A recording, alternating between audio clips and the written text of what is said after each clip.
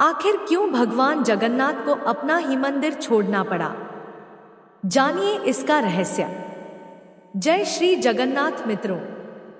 एक समय ऐसा भी आया जब स्वयं जगत के पालनहार भगवान जगन्नाथ को अपना ही श्री मंदिर छोड़ना पड़ा। यह घटना केवल एक कथा नहीं, बल्कि धर्म, समानता और सच्ची भक्ति का ऐसा संदेश है जिसने सदियों से लोगों को सोचने पर मजबूर किया है। आखिर श्री मंदिर में ऐसा कौन सा अधर्म हुआ कि भगवान जगन्नाथ, बलभद्र और माता सुभद्रा को अपना धाम छोड़कर साधारण मनुष्यों की तरह नगनगर भटकना पड़ा? इस अद्भुत रहस्य का वर्णन उड़ीसा के प्रसिद्ध धार्मिक ग्रंथ लक्ष्मी पुराण में मिलता है। उस समय श्री मंदिर में जाति पाति और ऊंच नीच का अहंकार अपने चरम पर था। कुछ लोगों को यह भ्रम हो गया था कि भगवान की सेवा और उनके प्रसाद पर केवल उनका ही अधिकार है। तभी श्रिया नाम की एक अत्यंत गरीब महिला, जो समाज में निम्न समझी जाने वाली जाति से थी, भगवान जगन्नाथ के दर्शन की श्रद्धा लेकर मंदिर पहुंची। लेकिन उसकी भक्ति देखने के बजाय उसकी जाति देखी गई। उसे मंदिर में प्रवेश करने से रोक दिया गया, अपमानित किया गया और वहां से भगा दिया गया। अपने निष्कपट भक्त का यह अपमान देखकर माता लक्ष्मी का हृदय द्रवित हो उठा और भगवान जगन्नाथ भी अत्यंत दुखी हुए। उसी क्षण एक ऐसी दिव्य लीला का आरंभ हुआ जिसने पूरे जगन्नाथ धाम का इतिहास बदल दिया। लेकिन ऐसा क्या हुआ कि अंततः भगवान को अपना ही धाम छोड़ना पड़ा और साधारण भिखारी का रूप धारण करना पड़ा? इस रहस्य का उत्तर आपको इस कथा के अंत में मिलेगा। लेकिन यह तो उस अद्भुत रहस्य की केवल शुरुआत थी। आगे जो हुआ उसने श्री जगन्नाथ धाम के इतिहास में ऐसा अध्याय लिख दिया जिसे सुनकर बड़े बड़े विद्वान भी आश्चर्यचकित रह जाते हैं। आखिर ऐसा कौन सा अपराध हुआ कि स्वयं भगवान जगन्नाथ को अपना ही मंदिर छोड़ना पड़ा? इस रहस्य का पूरा सत्य जानने के लिए इस कथा को अंत तक अवश्य सुनिए। बात उस समय की है जब उड़ीसा के पुरी धाम में भगवान जगन्नाथ, बड़े भाई बलभद्र और बहन सुभद्रा का दिव्य श्री मंदिर अपनी भव्यता और दिव्यता के लिए पूरे संसार में प्रसिद्ध था। यह केवल एक मंदिर नहीं, बल्कि करोड़ों श्रद्धालुओं की आस्था का सबसे पवित्र केंद्र माना जाता था। देश विदेश से असंख्य भक्त भगवान के दर्शन और महाप्रसाद का सौभाग्य प्राप्त करने के लिए यहाँ आया करते थे। मंदिर का प्रत्येक कोना दिव्यता से आलोकित रहता था। भगवान के श्री विग्रह भव्य आभूषणों से अलंकृत रहते और प्रतिदिन पूरे विधि विधान के साथ 56 भोग अर्पित किया जाता था। इस दिव्य भोग में अनेक प्रकार के स्वादिष्ट व्यंजन, मिठाइयाँ और पकवान भगवान को समर्पित किए जाते, जिनमें खीर, मालपुआ, पूरी, खिचड़ी, हलवा और अनेक पारंपरिक व्यंजन शामिल होते थे। भगवान को भोग अर्पित होने के बाद यही प्रसाद महाप्रसाद बनकर हजारों श्रद्धालुओं में वितरित किया जाता था। मंदिर का विशाल रसोई घर, जिसे रोसा घर कहा जाता है, अपनी अद्भुत व्यवस्था के लिए प्रसिद्ध था। वहां एक साथ हजारों श्रद्धालुओं के लिए महाप्रसाद तैयार किया जाता और उसकी व्यवस्था देखकर हर कोई आश्चर्यचकित रह जाता था। सैकड़ों मिट्टी के बड़े बड़े बर्तन एक के ऊपर एक रखकर पकाए जाते थे और कहा जाता था कि चाहे कितने भी भक्त आ जाए, पूरी की रसोई में अन्न कभी कम नहीं पड़ता था। यह भगवान जगन्नाथ की वह महिमा थी जिसके कारण उन्हें जगत का पालनहार और अन्नपूर्णा का स्वामी कहा जाता था। दूर दूर के राजा महाराजा अपने सिंहासन छोड़कर यहाँ सिर झुकाने आते थे और मंदिर का नाम सुनकर ही लोगों के मन में श्रद्धा और भय दोनों जाग उठते थे। लेकिन इस वैभव और भव्यता के पीछे मंदिर की दीवारों के अंदर एक भयानक सच धीरे धीरे जड़े जमा रहा था। मंदिर के पुजारी, जो भगवान की सेवा के लिए नियुक्त किए गए थे, धीरे धीरे अपनी इस सेवा को सम्मान नहीं बल्कि अपना जन्मसिद्ध अधिकार मानने लगे थे। उनके मन में यह घमंड इतना गहरा गया था कि उन्हें लगने लगा था कि भगवान, उनका भोग, उनका दर्शन, यह सब सिर्फ कुछ खास जाति और खास कुल के लोगों के लिए है। वे खुद को भगवान का सबसे करीबी मानते थे और बाकी सभी को नीचा समझते थे। जात पात और छुआछूत का यह जहर मंदिर की दीवारों में इतनी गहराई तक समा गया था कि गरीब निचली जाति कहलाने वाले भक्तों को मंदिर के मुख्य द्वार के पास भी आने की इजाजत नहीं थी। उन्हें दूर से ही हाथ जोड़कर लौट जाना पड़ता था। यह अहंकार दिन प्रतिदिन इतना बढ़ता गया कि मंदिर के गर्भगृह में बैठे साक्षात भगवान जगन्नाथ भी इस अन्याय को रोज देखते थे और भीतर ही भीतर दुखी होते रहते थे। भक्तों के दिलों में बसने वाला भगवान अपने ही मंदिर में हो रहे इस भेदभाव को देखकर पीड़ा में था। लेकिन भगवान चुप रहते हैं, सहते हैं और तब तक इंतजार करते हैं जब तक अन्याय अपनी सीमा पार ना कर दे। और वह दिन भी आने वाला था जब यह सीमा पार होने वाली थी। नगर के बाहरी इलाके में जहां की गलियां कच्ची थी और घर मिट्टी और फूस के बने थे, एक छोटी सी झोपड़ी में श्रेया नाम की एक महिला रहती थी। समाज ने उसे चांडाल और अछूत कहकर समाज से बाहर कर दिया था। उसकी जाति की वजह से लोग उससे दूरी बनाते थे, उसे अपवित्र मानते थे, उसकी छाया से भी बचते थे। बाजार में भी अगर वह किसी सामान को छू लेती तो दुकानदार उसे फेंक देते।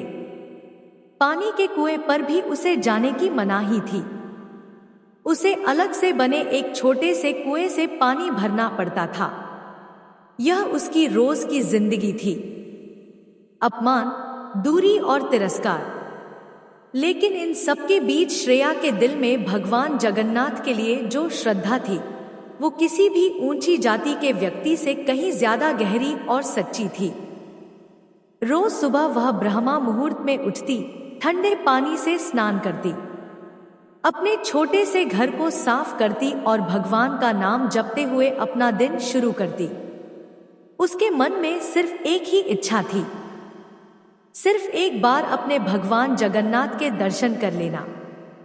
यह इच्छा उसके दिल में सालों से दबी हुई थी, क्योंकि वह जानती थी कि उसकी जाति की वजह से उसे मंदिर के अंदर जाने की इजाजत कभी नहीं मिलेगी। रात को सोने से पहले भी वह आसमान की ओर देखकर मन में यही प्रार्थना करती, हे जगन्नाथ, मुझे पता है कि मैं इस संसार की नजर में अपवित्र हूं, लेकिन मेरे मन में तो सिर्फ तुम्हारे लिए प्यार है। क्या कभी मुझे तुम्हारे दर्शन का सौभाग्य मिलेगा? यह सवाल वो हर रात खुद से पूछती और हर सुबह नई उम्मीद के साथ उठती। एक दिन उसकी भक्ति इतनी गहरी हो गई, उसके मन की तड़प इतनी बढ़ गई कि उसने हिम्मत जुटाई और श्री मंदिर के द्वार तक चल पड़ी। रास्ते में लोग उसे देखकर रुक जाते, कुछ उसे रोकने की कोशिश करते, लेकिन वह बिना किसी की सुनी अपने भगवान की ओर बढ़ती रही।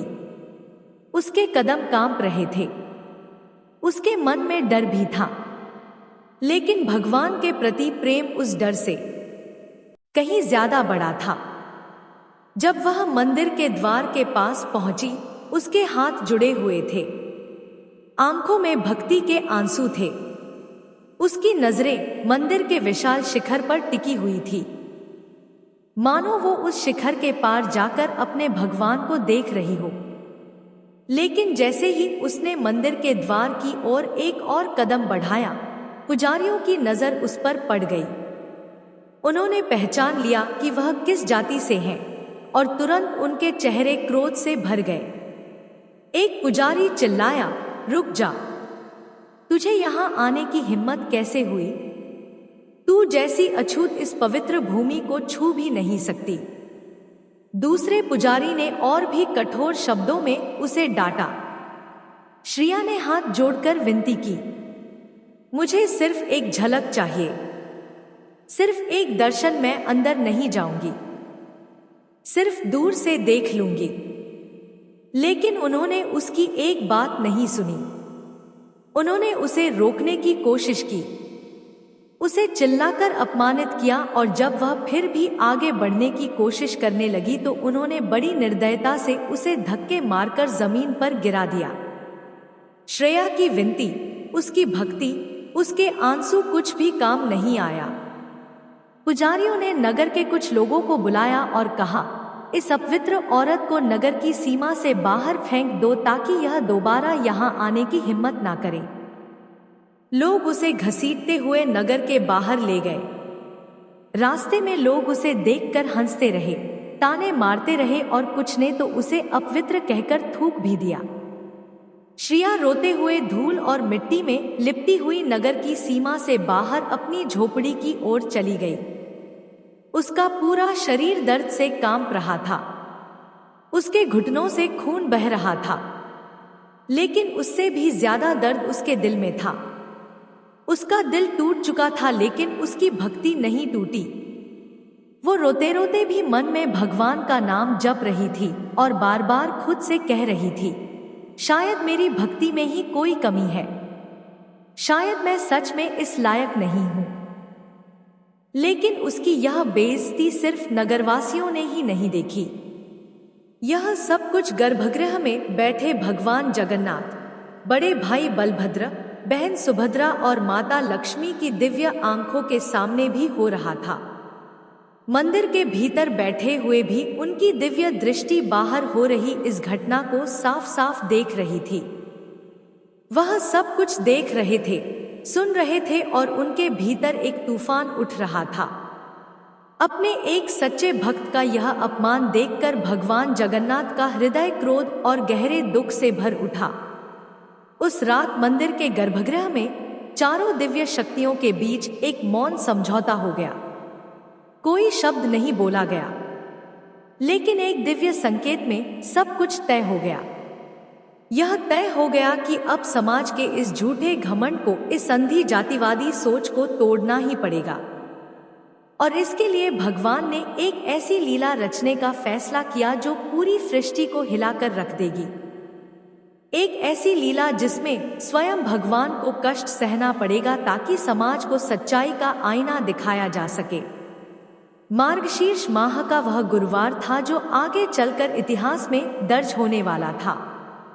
ब्रह्मा मुहूर्त में जब पूरा नगर गहरे अंधेरे और गहरी नींद में डूबा हुआ था, माता लक्ष्मी अकेली नगर भ्रमण पर निकल पड़ी। उनका मकसद था यह देखना कि उनके भक्त जो खुद को भगवान का प्रिय मानते हैं, वह किस तरह अपना जीवन जी रहे हैं। देवी जब नगर की गलियों से गुजरी तो उन्होंने जो दृश्य देखा उससे उनका मन भारी हो गया। नगर के बड़े बड़े ऊंचे कुल वाले, खुद को धर्म का सबसे बड़ा झांता मानने वाले परिवार सूर्योदय के बाद भी आराम से अपने बिस्तर पर सोए पड़े थे। उनके घरों के बाहर रात के झूठे गंदे बर्तन बिखरे हुए थे। बासी चावल, बासी भोजन इधर उधर सड़ रहा था। मक्खियां भिनभिना रही थी। ना कोई स्वच्छता थी, ना कोई अनुशासन, ना कोई भक्ति का भाव। जो लोग खुद को श्रेष्ठ और उच्च कुल का घोषित करते थे और निचली जाति के लोगों को अपवित्र कहते थे, उनका अपना जीवन भीतर से कितना खोखला, कितना अस्वच्छ और कितना अनुशासनहीन था, यह माता लक्ष्मी ने अपनी आंखों से प्रत्यक्ष देख लिया। उनके कदम धीरे धीरे नगर की सीमा की ओर बढ़ रहे थे और तभी अचानक उनकी नजर दूर एक छोटी सी झोपड़ी पर पड़ी। वही झोपड़ी जो कुछ ही घंटे पहले अपमानित हुई श्रेया की थी। कड़कड़ाती ठंड का वह मार्गशीर्ष का सवेरा था। ऐसी ठंड में जब बड़े बड़े महल, ऊंची हवेलियां, धनी परिवार सब कंबलों में दुबके पड़े थे, उस वक्त श्रेया उठ चुकी थी।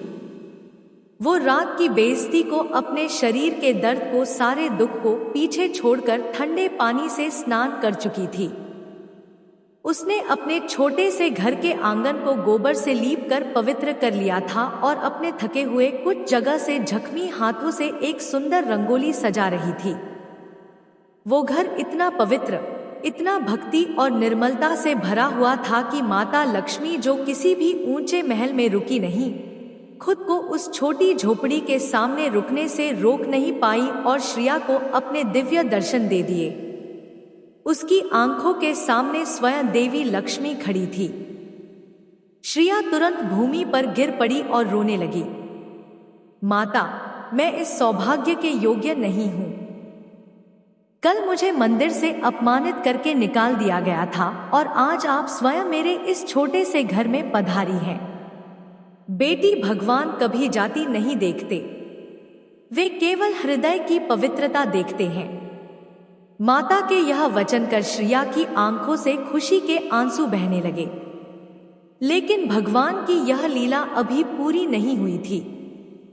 यह तो सिर्फ शुरुआत थी एक बड़ी घटना की जिसने आगे चलकर पूरे नगर को हिला देना था। भगवान बलभद्र ने, जो पहले से ही इस पूरी लीला का हिस्सा थे, यह सब अपनी खिड़की से देखा। वह जानते थे कि यह सब उनकी और भगवान जगन्नाथ की मिली हुई योजना का हिस्सा है, लेकिन उन्हें समाज के सामने एक भूमिका निभानी थी ताकि आगे की लीला पूरी हो सके। उन्होंने तुरंत बड़े क्रोध का नाटक करते हुए नगरवासियों और पुजारियों के सामने आकर जोर से ऐलान कर दिया, देवी लक्ष्मी एक चांडाल के घर गई हैं। उन्होंने अपवित्र होकर मंदिर को अपवित्र कर दिया है। यह कैसे सहन किया जाए? यह सुनकर पूरे नगर में हड़कंप मच गया। पुजारी आपस में चिल्लाने लगे, चर्चाएं होने लगी, लोग इकट्ठा होकर इस बारे में बातें करने लगे।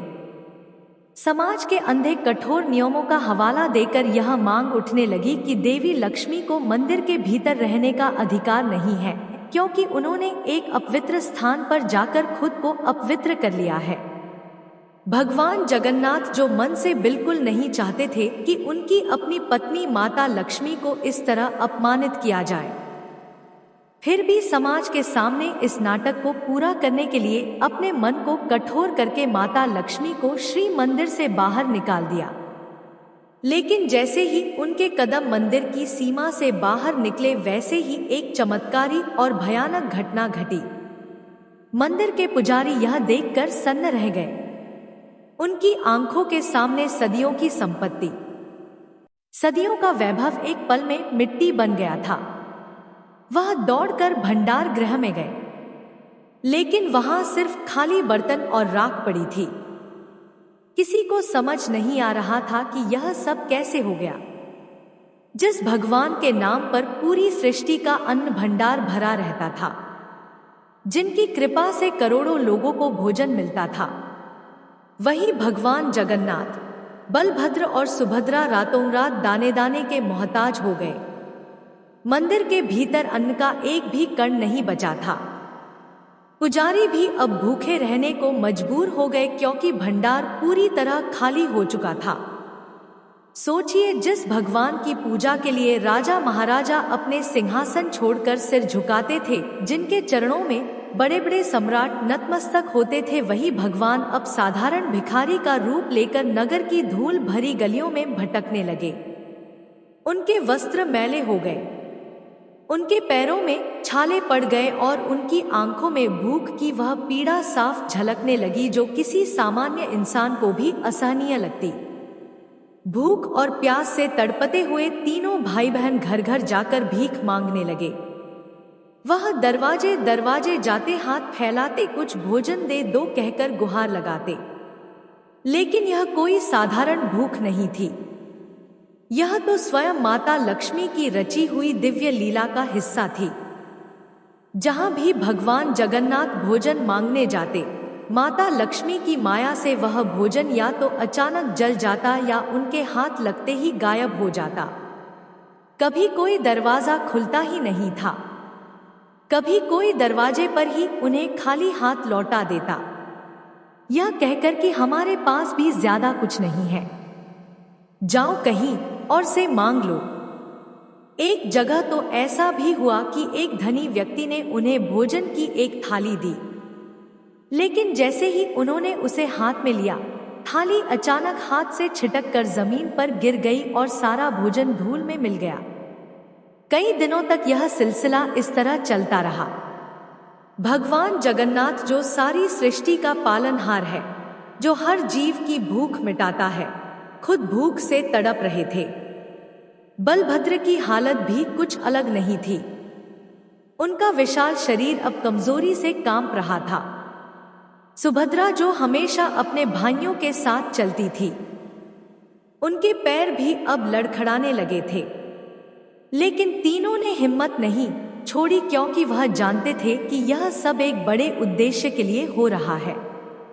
और सबसे आश्चर्य की बात यह थी कि किसी भी नगरवासी को यह एहसास नहीं था कि सड़क पर भीख मांगने वाले यह 3 भिखारी असल में कौन है। लोग उन्हें देखकर मुंह फेर लेते, कुछ तो उन्हें भी दुत्कार देते, बिल्कुल वैसे ही जैसे कुछ दिन पहले श्रिया को दुत्कारा गया था। भूख से व्याकुल चलते चलते थक चुके तीनों भाई बहन भटकते भटकते आखिरकार उसी झोपड़ी के पास पहुंच गए जो श्रेया की थी। जैसे ही वह उस झोपड़ी के पास पहुंचे, वहां से बेहद स्वादिष्ट अद्भुत भोजन की खुशबू हवा में फैली हुई थी। तीनों भाई बहन झोपड़ी के द्वार पर पहुंचे और कमजोर आवाज में भीख मांगी। हे माई, कुछ दिनों से कुछ खाया नहीं है, कुछ भोजन दे दो। उसने बिना किसी भेदभाव के, बिना यह पूछे कि वह कौन है, किस जाति के हैं, उन्हें अपने घर के भीतर बुलाया और प्रेम से भोजन परोसा। श्रिया ने सोचा, मुझे खुद नगर ने अपवित्र कहकर निकाला, फिर मैं किसी और के साथ ऐसा भेदभाव कैसे कर सकती हूँ। यही सोचकर उसने अपने पास जो भी थोड़ा बहुत भोजन था वह उन तीनों भिखारियों के सामने रख दिया, बिना यह जाने कि वह किसे भोजन करा रही है। जब उन्होंने वहां जाकर अपने हाथों से वह भोजन ग्रहण किया तो उसी पल उन्हें एक अद्भुत अनुभूति हुई। वह भोजन कोई साधारण भोजन नहीं था, उसमें वह दिव्यता, वह स्वाद, वह तृप्ति थी जो सिर्फ किसी देवी के हाथों से बने भोजन में हो सकती है। तीनों भाई बहन समझ गए कि यह भोजन साक्षात माता लक्ष्मी के अपने हाथों से तैयार हुआ है, जो उस वक्त श्रिया के साथ रहकर उसकी मदद कर रही थी। अदृश्य रूप में उस एक पल में सब कुछ स्पष्ट हो गया। भगवान की यह लीला अब अपने अंतिम चरण में पहुंच चुकी थी। जिस अहंकार ने एक सच्ची भक्त को मंदिर के द्वार से धक्के मारकर निकाला था, वही अहंकार अब चूर चूर होने वाला था। भोजन करने के बाद भगवान जगन्नाथ ने श्रेया की ओर देखा और उनकी आंखों में इतनी करुणा और कृतज्ञता थी कि श्रेया को कुछ अजीब सा महसूस हुआ। उसने पूछा, आप तीनों कौन हैं? आपकी आंखों में जो रोशनी है वह किसी साधारण भिखारी की नहीं हो सकती। लेकिन भगवान ने मुस्कुराते हुए सिर्फ इतना कहा, बेटी, तेरी भक्ति और तेरी दया यह सबसे बड़ा धन है। यह कभी मत भूलना कि जो प्रेम तूने आज हमें दिया वो किसी मंदिर के सोने से भी ज्यादा कीमती है। यह कहकर तीनों वहां से चले गए और श्रेया हैरान खड़ी रह गई, यह सोचते हुए कि वह कौन थे। जब यह पूरी सच्चाई धीरे धीरे पुजारियों और नगर वासियों के सामने आने लगी कि जिन भिखारियों को उन्होंने दुत्कारा था वो असल में स्वयं भगवान जगन्नाथ, बलभद्र और सुभद्रा थे, और जिस झोपड़ी में उन्हें भोजन मिला वहां साक्षात माता लक्ष्मी विराजमान थी, तो उनके पैरों तले जमीन खिसक गई।